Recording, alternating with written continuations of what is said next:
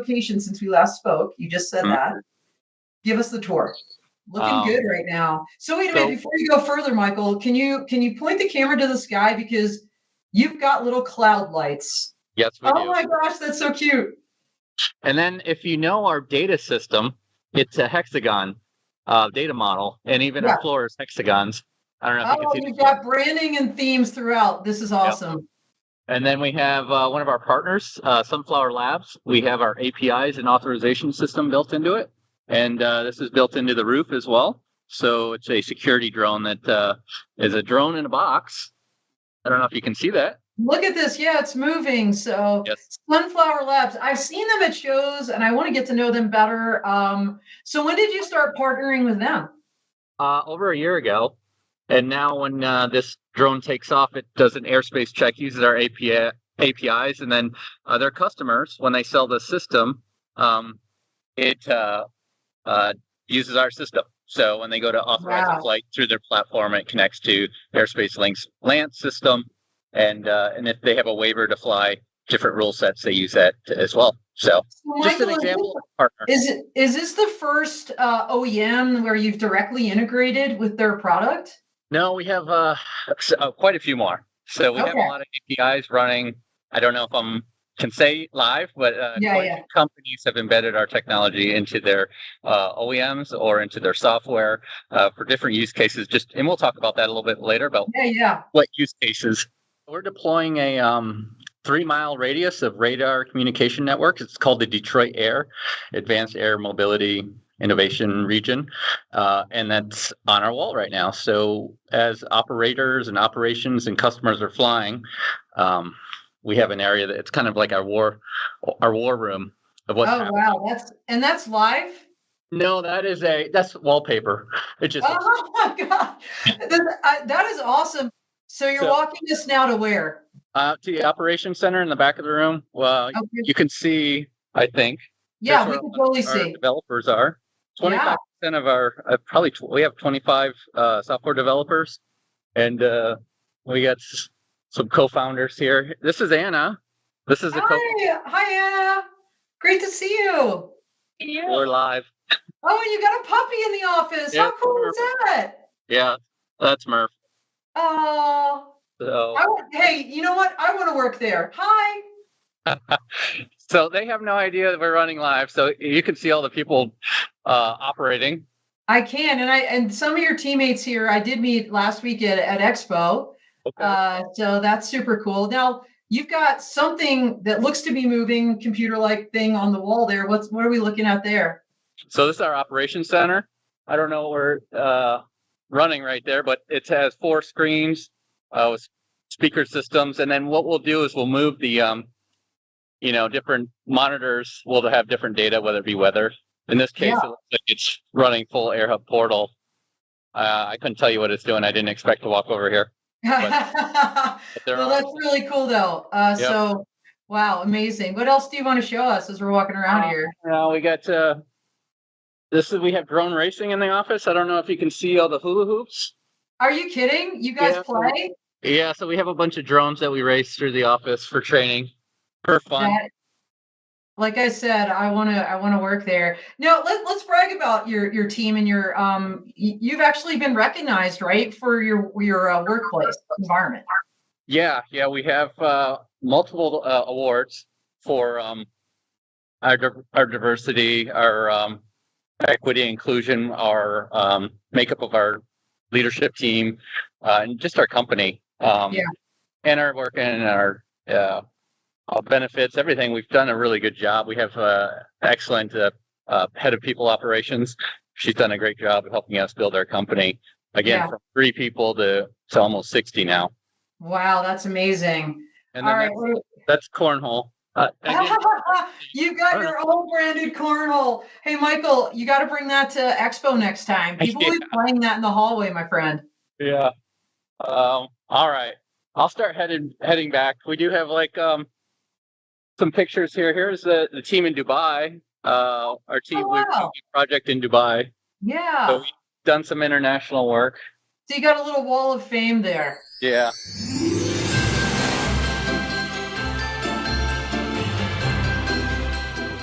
share with us some success stories. You mentioned beyond visual line of sight. You mentioned UTM. I'm curious if you're working with any companies on that front, or even to the extent you can share on the military side. How are folks successfully using your technologies for this safety function that you've been talking about? Yeah, so it's a work in progress, as you know, because a few years ago, you and I probably both sat here thinking that we'd be in Jetson land right now and we'd be certifying aircraft and we'd be flying line of sight and receiving packages and warehouse deliveries. Everybody's really working on this. So it's not that technology isn't advancing, but technology in a way is advancing faster than we can safely use it. And that's what we want to be careful of. We've got to be careful, and I think the FAA and the global civil aviation authorities are doing a very good job of trying to go as fast as they can, but they're trying to make sure that they're taking risk into account and then putting rules in place to ensure adequate safety, risk-based, right? So if it's a paper airplane, you don't necessarily have to have robust safety solutions on it, right? But if it's a 50-pound aircraft or a 100-pound aircraft that could hurt somebody, you got to have safety solutions.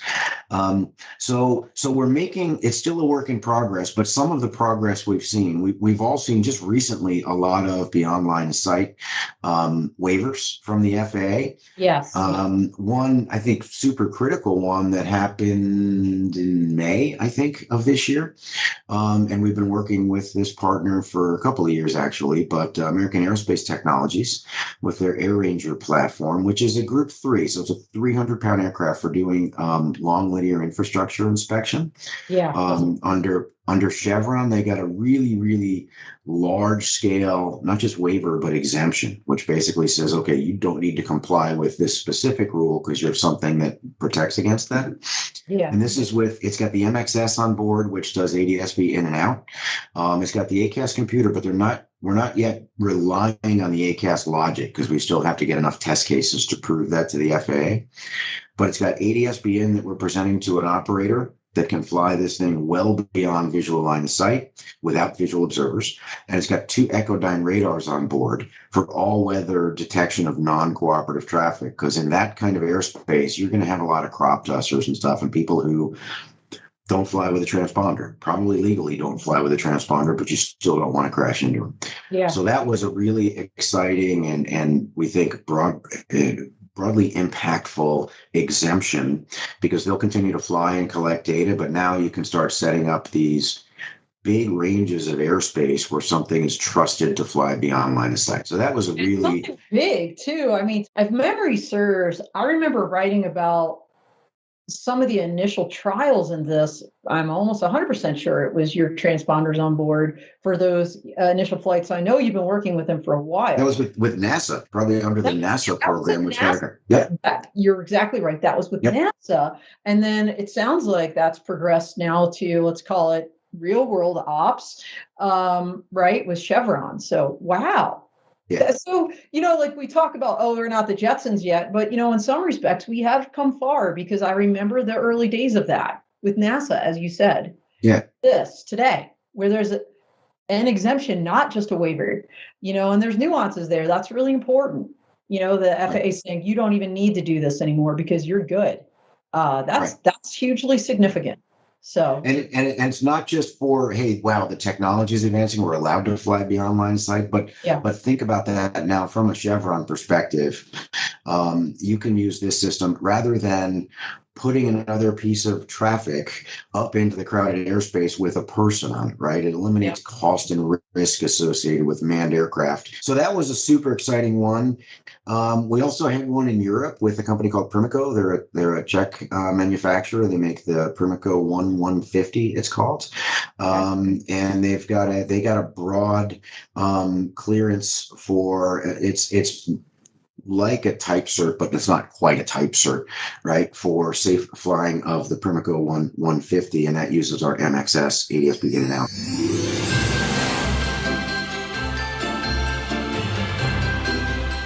Nokia is known for its communications and now has gotten into drones. Why? We want to bring together the power of our actual DNA, the power of connectivity, with new use cases from the robotics worlds.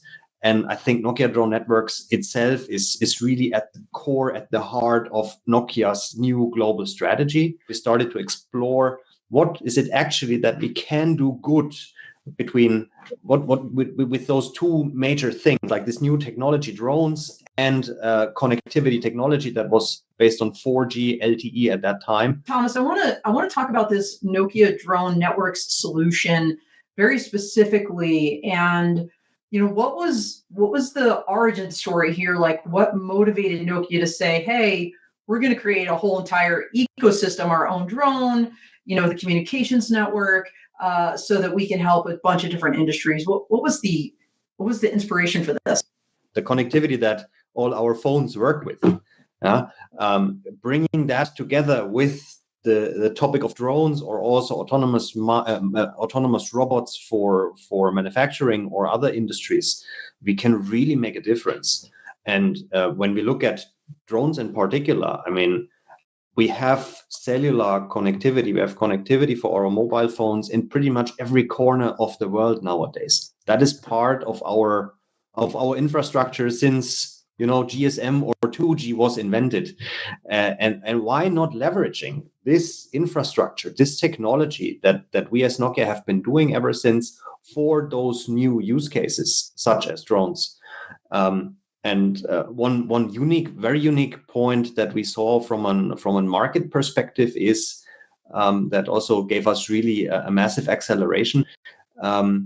We know very well what it means to work together with service providers and what it means to establish or bring technology to the market for companies that are running a service with our technology. In the telecommunications business, we are delivering base stations, antennas, radios, and whatnot, and the AT&Ts, the Verizons, and the T-Mobiles in the world create nationwide networks in order to run a service for everybody who has a mobile phone. In the same way, we figured that we are actually able to deliver our Nokia Drone Networks technology to those drones as a service providers out there, and enable the drone pilots and the drones as a service companies out there to run a geographically wide-ranging services, ideally if the regulation allows, or even beyond visual line of sight. So it's basically, we are doing what we have been doing ever since at Nokia, but on top of that, we do now also drones. And I also believe, apart from that, with the organizational infrastructure that Nokia has, with the strong tie into what it means to develop and manufacture industrial grade products, we really have a chance to also help maturizing this drone industry and help to grow into the next size of shoes that is out there on the market.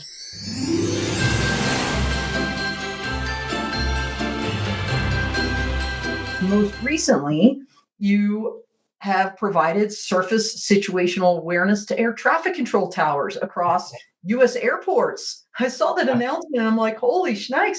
So tell us about this, and how does that fit into kind of this larger ecosystem that you all have curated over time?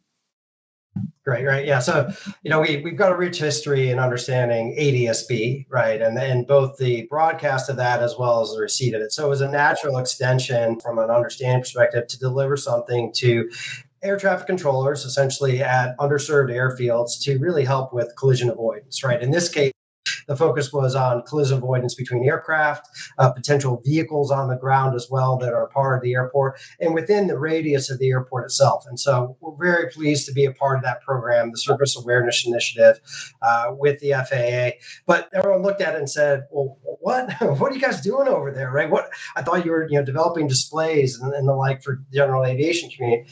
The reality is that capability, right, which is able to detect aircraft, essentially, in this case, cooperative aircraft, is very key to us enabling drone corridors and other operating areas and centers where we might be trying to do drone delivery services, or perhaps we're launching a drone as a first responder program.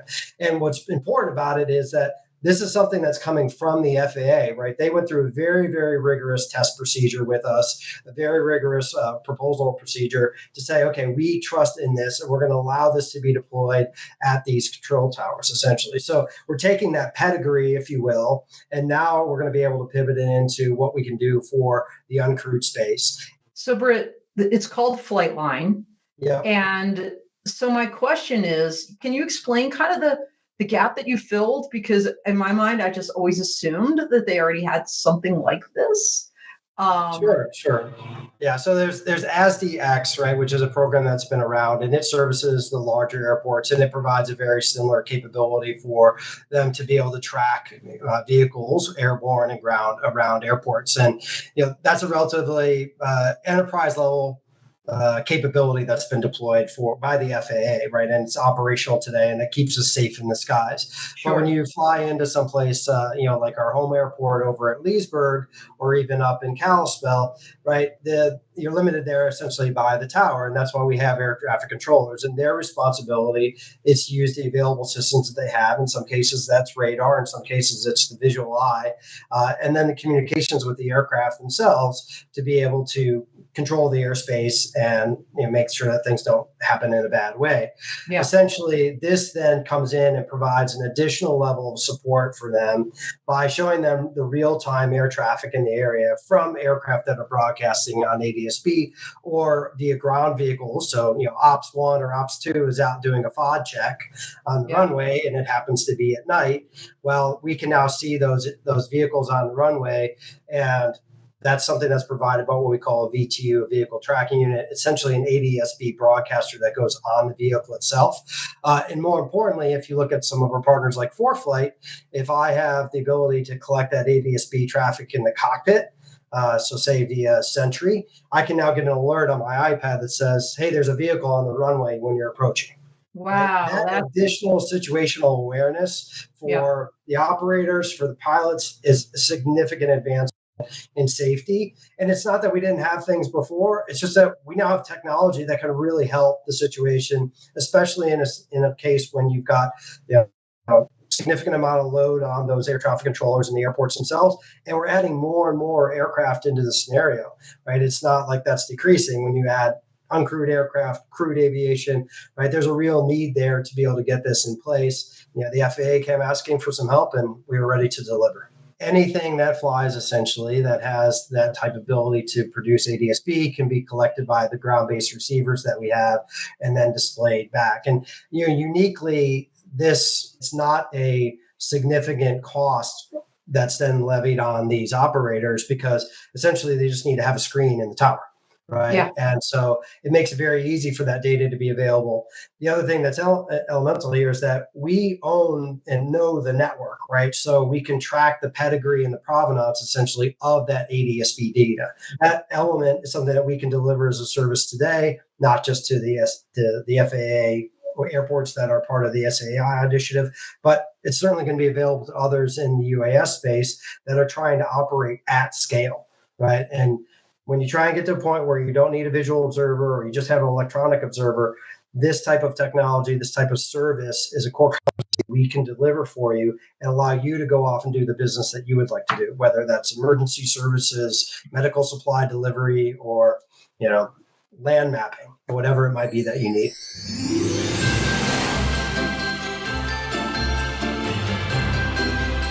So tell us to help with Beyond Visual Line of Sight. And it's called Volaris. Tell us about what Volaris is. Yeah, so Volaris is the product band specifically for the UAV and air mobility space, right? What we've done specifically for the UAV and drone market space is we're using the same satellite infrastructure that we do for safety communications. We're making some tweaks to our ground infrastructure to better support it. But I think probably our biggest tweaks that we've done is working on our terminal platforms, right? Usually when people think of satellites, they think of big, heavy antennas. They think of, big terminals that have to fit on it. Now we've gotten the terminals to literally the physical size of it is literally the size of your iPhone. Are you kidding? No, it's really the our multi-link terminal that does both SATCOM and LTE. That's our biggest terminal. I have the iPhone Pro Max, and it's about the size of my iPhone, right? Wow. Yeah, and we now have a SATCOM unit that's integrated with an antenna.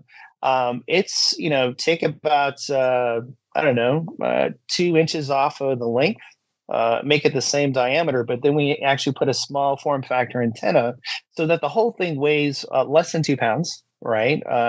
And the only thing that's really required to it is it's an integrated with an antenna. It's an omnidirectional antenna, so it doesn't do steering like you do on a commercial aircraft, which is why we can, take and do that. These are more like meant to be regional type antennas, but it works out really well where it can fit on, some of the smaller drone platforms that are needed that want that beyond visual line of sight platform. And really, it sits about 7-8 inches tall. But it really is a nice platform. We actually have guys that are testing now with one of our partners in Spain, testing out the performance of the new systems to make sure we can deal with all the interference issues that we have on small drones. Because when you get into a compact space, you've got all those electronics, in a very small area, they kind of tend to bleed over. So we're trying to make sure we can solve some of those problems to make sure that as we go forward, we can support, the market for today to make sure that we can do that beyond visual line of sight, like the holy grail of what you're looking for. And we're hoping that, hey, as we start to integrate these platforms, all the regulators, at least from an aviation regulators perspective, already know Inmarsat, now Viasat, and they understand what we've been doing for the past 30 years for aviation and safety communication. So adding that on to other existing platforms should really help drive getting us to move forward in the beyond visual line of sight markets.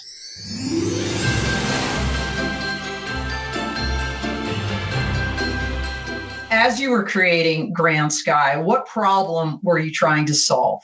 The problem we were trying to solve was there was no real place for companies to fly UAS outside of military ranges, particularly larger UAS, what we would call class 3 or class 4 or class 5 UAS right now. There was no place for anybody to do that. We recognized early that the defense market needs that opportunity, and they can't get it, those contractors. So the Northrop Grumman, who's a tenant at Grand Sky, General Atomics, who's at Grand Sky, Kratos, who recently came and did a bunch of flight tests at Grand Sky. Companies like that needed a place outside of a military range that they could fly aircraft. And so we created the enhanced use lease, the lease we signed with the Air Force, allowed us to use their runway for those operations. And then working with the Northern Plains test site, we built a beyond visual line of sight system that enabled the actual flight operation itself. So we saw a clear demand for companies that wanted to be able to fly larger UAS, and we built Grand Sky to be able to support that need. The bottom line is you guys are all about dual use, and whereas you started kind of with this military focus, clearly, there's a big commercial aspect to this, right? So tell us a little bit about how Grand Sky supports BVLOS operations, not just for military users, but also for commercial clients. So sure, the our Beyond Line of Sight system is available to anybody that wants to come to Grand Sky and use it. The nature of our agreements with the Air Force requires the electronic observers to actually be on Grand Sky to use it. But beyond that, anybody can come and use that system. It's as simple as a electronic observer sits in proximity of the pilot in charge and is able to give information to that pilot and communicate what the air traffic might be around it. It's not traffic management. We're not providing, air traffic control. We are merely providing awareness so a pilot can have options and decide what they want to do for the safety of their aircraft and other manned aircraft that may be in the area.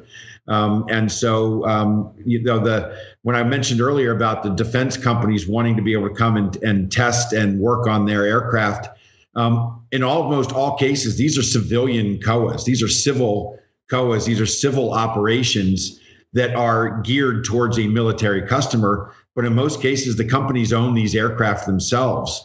So while it may be an operation that's in support of what a future contract may be or a future military need, these are capital assets owned by these companies, owned by General Atomics, owned by Northrop Grumman, Kratos, owned by them and flown under a civil COA. So this is full FAA authorization. There's no military TFR. There's no military airspace. There's no military preemption used. These are all FAA waivers that the test site helps us get using our beyond line of sight system.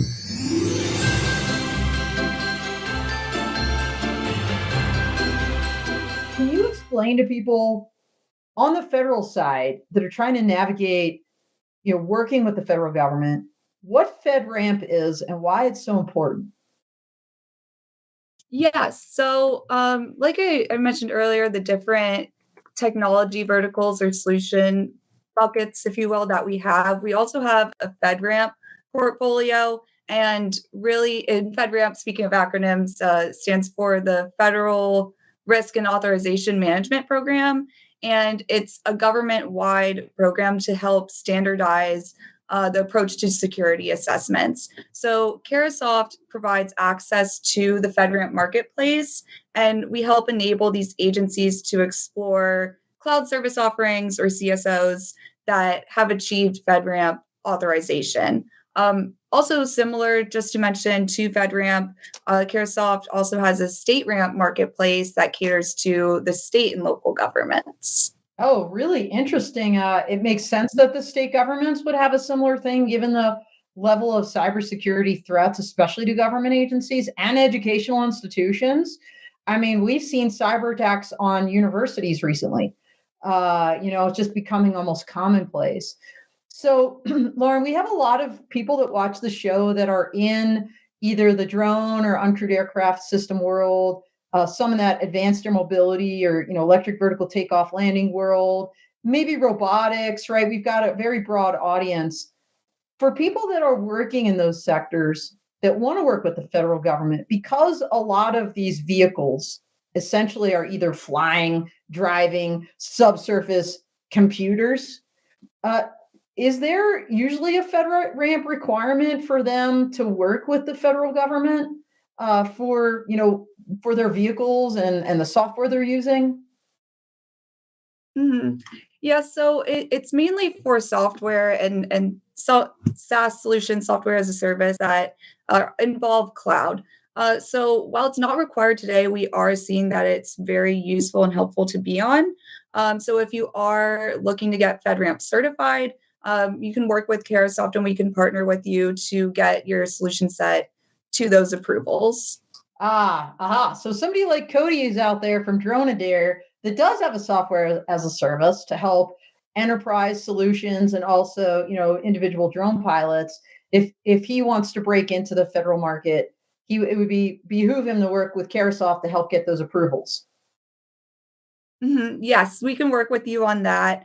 We also have FedRAMP events that we host every year. I'm happy to share that information in the chat with you. And we have government speakers talking about the importance of being FedRAMP certified and whether you're FedRAMP ready or already have your FedRAMP certifications, you can still participate in the event, and we would love to work with you on that.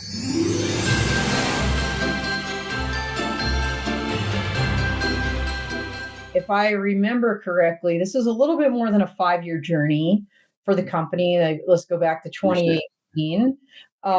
So there's been so many developments and key milestones along the way.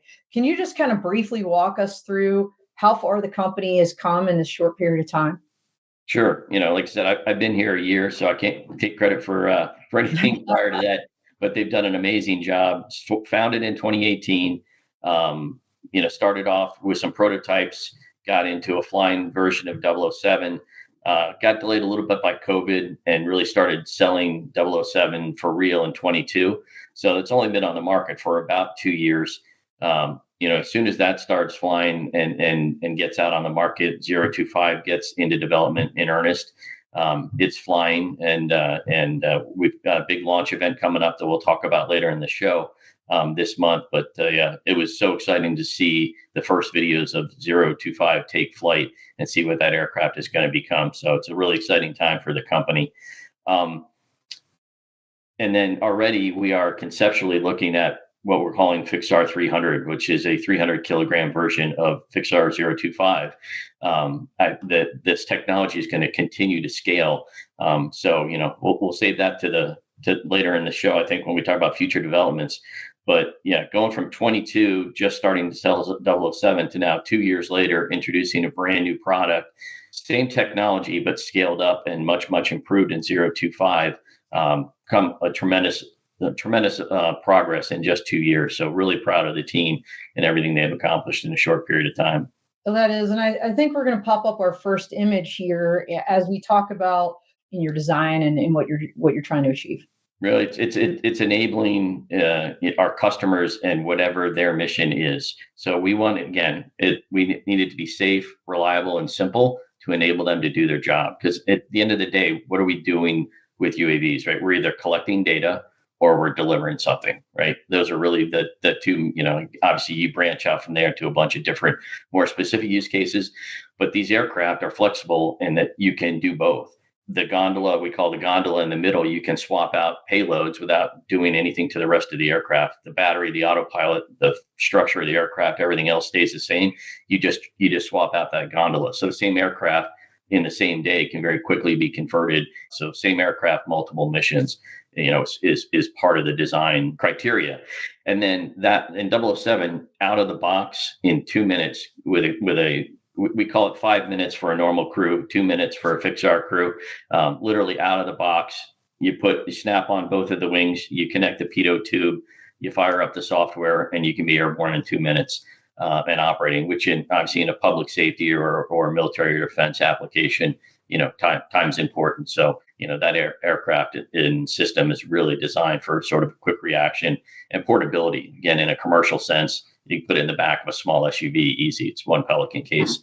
Again, that gets back to the simplicity and the reliability of the system.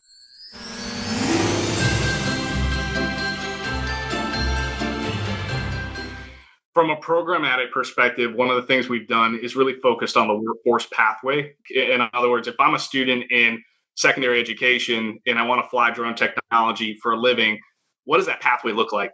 And the reality is there's so many jobs inside of this industry tied to the drone industry. And so being able to explore that at the secondary level says, look, you can be a pilot, but you can also be a technician. You can be a software engineer. You can be a business development, marketing. So we've built a program that really says, look, Part 107 is the requirement to fly for hire. And that is what we call the first rung on the ladder, regardless of where you get your 107. If you're a Part 61 pilot, you go on the FAST Team website and you complete the online quiz. If you don't have that, you go to the FAA testing center and you sit for your Part 107. But that is the first low-hanging fruit of, okay, you have the knowledge to fly for hire.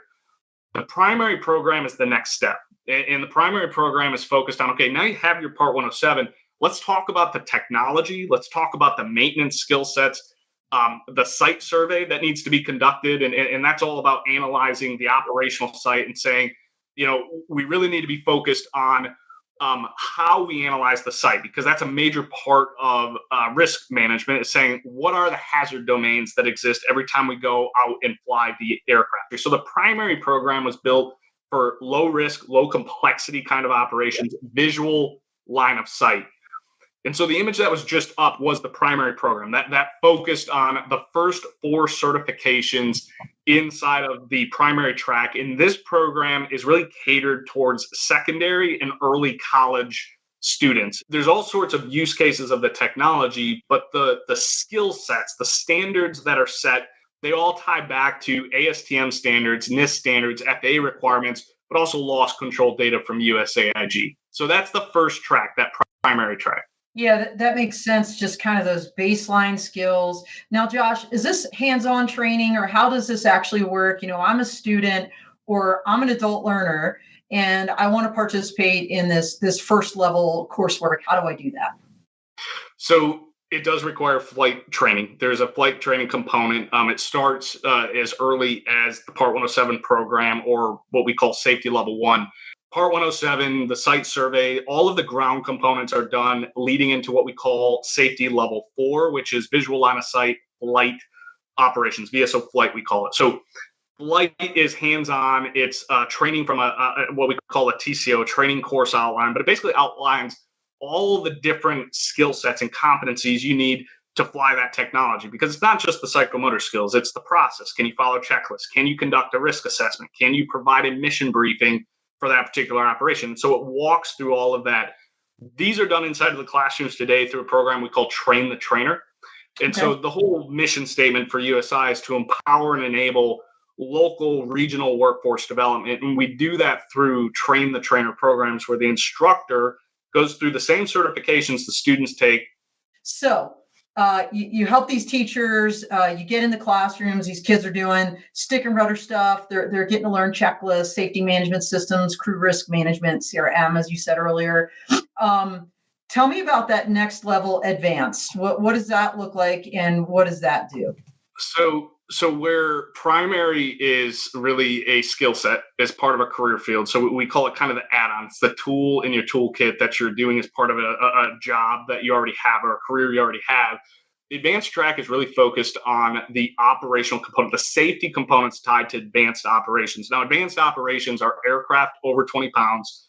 This could be beyond visual line of sight, flight over people, anywhere you have an increased amount of risk. This could also be the dollar value of the technology you're flying. Now we start focusing on, what does BVLOS, beyond visual line of sight operations, look like, or advanced risk? How do we measure that from a risk assessment perspective? How do we identify the hazard domains that exist and then deploy that aircraft in a safe, responsible place? And so the advanced program is built for what we call advanced level 1, 2, 3, 4. There's 4 certifications that make up the advanced track.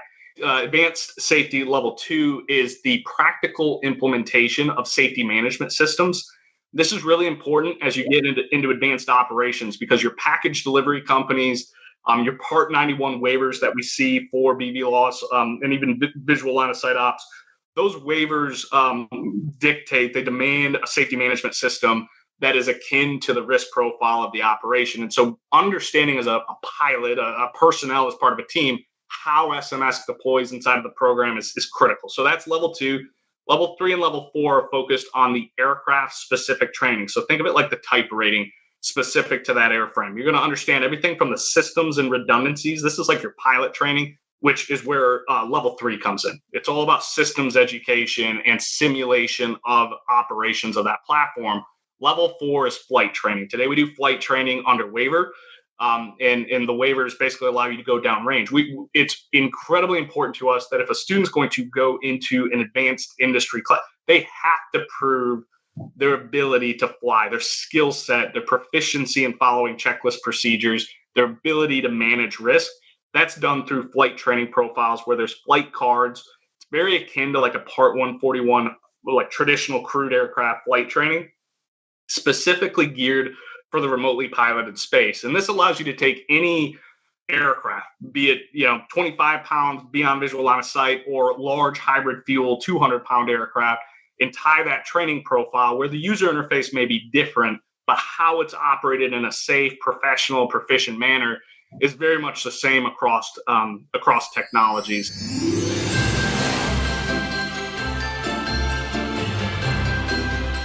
Tell us just a little bit about the nation. Sure. Well, the Choctaw Nation of Oklahoma is the third largest federally recognized tribal government. The Choctaws were the first to come across on what we call the Trail of Tears. It was actually a forced relocation around the 1830s or so. And the story of the Choctaws is one of resilience, very resilient people. They moved to a wilderness in the 1830s, and it turns out a couple of hundred years later that we're right on the border of some of the largest growth happening in the country right now in terms of economic activity. We literally border and right next door to the Dallas-Fort Worth region, and that's having amazing impacts on our own economy and the opportunities we have here. So the Choctaws prevail. They think so long term, and that was a big changed for me after working in different levels of government. The Choctaws think generationally.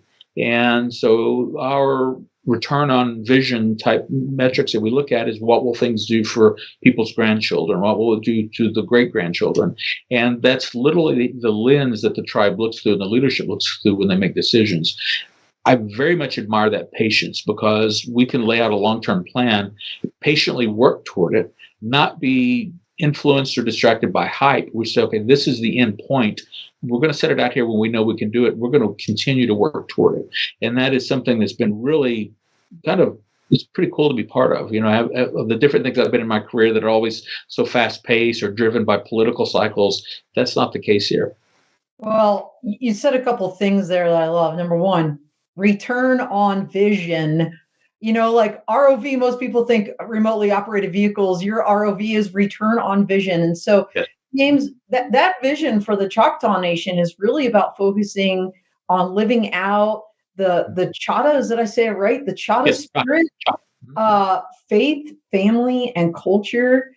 And I'd love to hear your view and perspective on how that vision is being lived out in these initiatives on emerging tech that aid in prosperity and growth. Sure. So for those that may not know, the word Chata is the Choctaw word for Choctaw.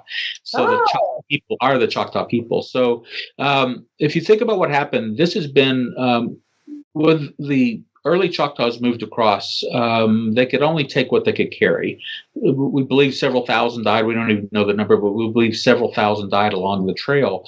They got to the Mississippi River and then were told you can't even bring as much as you're carrying, And so they showed up with just the clothes on their back, basically. They had the cultures, traditions, but that was about it. And so in this area, we were pretty much subject to sort of generational poverty for a long time. Some of the highest unemployment rates in the country were here. Not a lot of opportunities. I was at the age back when I graduated high school, if you had any chance to leave, you did. We had this net exit of people who had the ability to go get an education. I was the first college graduate in my family. Yeah. But the tribe has turned that around, and the way they're doing it, and I love the chief's vision and his kind of directive to us is first we have to make people whole. Generational poverty leaves so many effects, and it's not easy to fix just with money. And so there's so many things that we have to do to make people whole. Generational poverty affects everything from health to patterns of that you can't escape, of different things. So that's the number one thing. We make people whole. The next thing is we create opportunities for now, but also the future. We make these investments that in the future will continue to let the tribe sort of live out its sovereignty, be able to take care of itself and live with self-determination. So those are the things we look at. If you'll see our seal, you'll notice that the bow is unstrung. That's because the Choctaw Nation, the Choctaw people are at peace, and that's what's symbolized in that seal. We're not at war. Many generations ago, it would have been strung, but it's unstrung right now to reflect that we are at peace and we're working toward the benefit of the people, not only our tribal members, but the people around us within the region.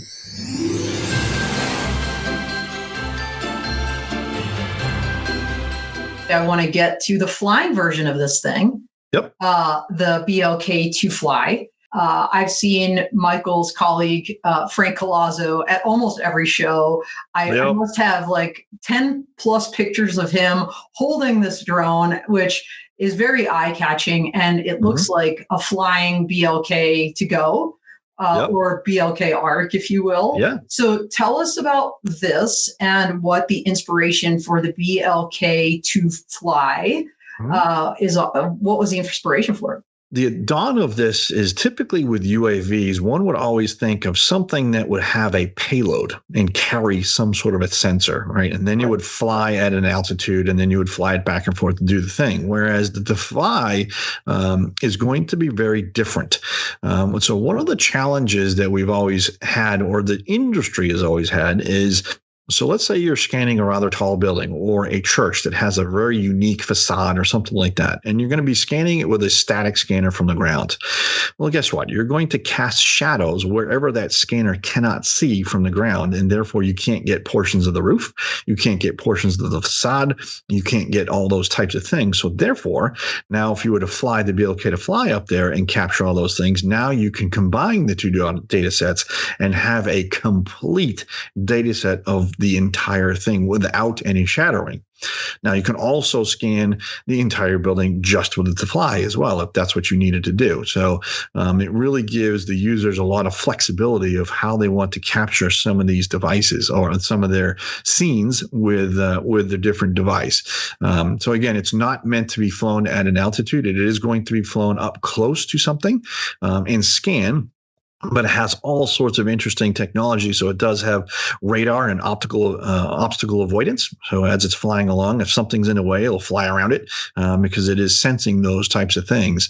And it does, just like the Arc, it also has some intelligent mission planning. So if you're doing in the middle of a scan, let's say the battery gets a little bit weak, it'll come back home. You can change the battery, and then as soon as you get a new battery, and it goes zoom, and just takes off and does a thing again. So yeah, there's a lot of autonomy in smarts and intelligence behind all that.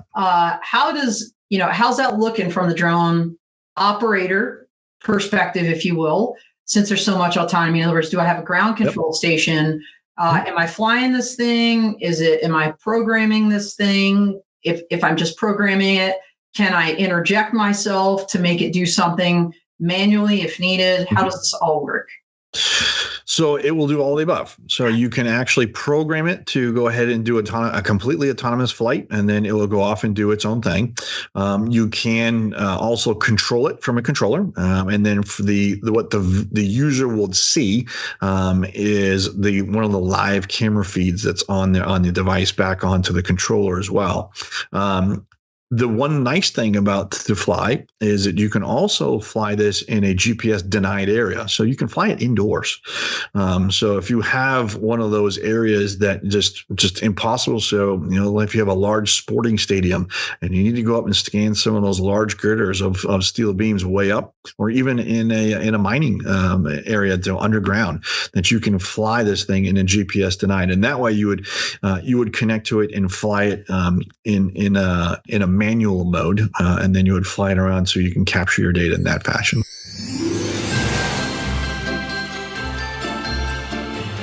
You've got some behind the scenes photos. I'd love to roll them and have you talk a little bit about what we're seeing.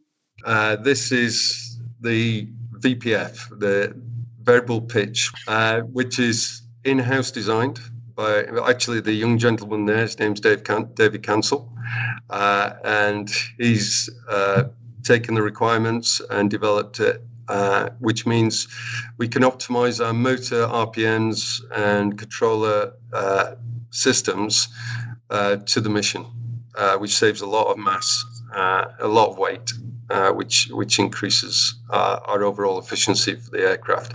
Very, very talented guy. Same thing, actually. This is the variable pitch. This is the guts of it, actually. So it's very, very compact. You can see the size of his hand. There's nothing like it on the market. It uses an unusual design, which tactically his fingers are covering, because we are going to look at potentially marketing it. So this is the painting of the latest generation aircraft. So we just received this back from our producers in Arizona, and we were just trimming it up, doing the final painting, ready for installation of all the equipment. And this, again, is the harness going into the fuselage. It's a complex aircraft. Well, it definitely gives you some perspective when you see the two gentlemen next to the aircraft, standing, obviously vertically, like kind of that horizontal length of the aircraft, even without the wings, the fuselage itself. Oh, look, and we've got a hangar. So what do we got going on here? Right. So this was a very special moment. So Ollie and Atlee, the two gentlemen there, had just put the aircraft onto its wheels for the very first time. So we just attached the undercarriage to the fuselage, and they'd literally just turned it onto its wheels. So that's the first time the aircraft went on gear. I love it. You could see the excitement, kind of the hands up and the clapping. And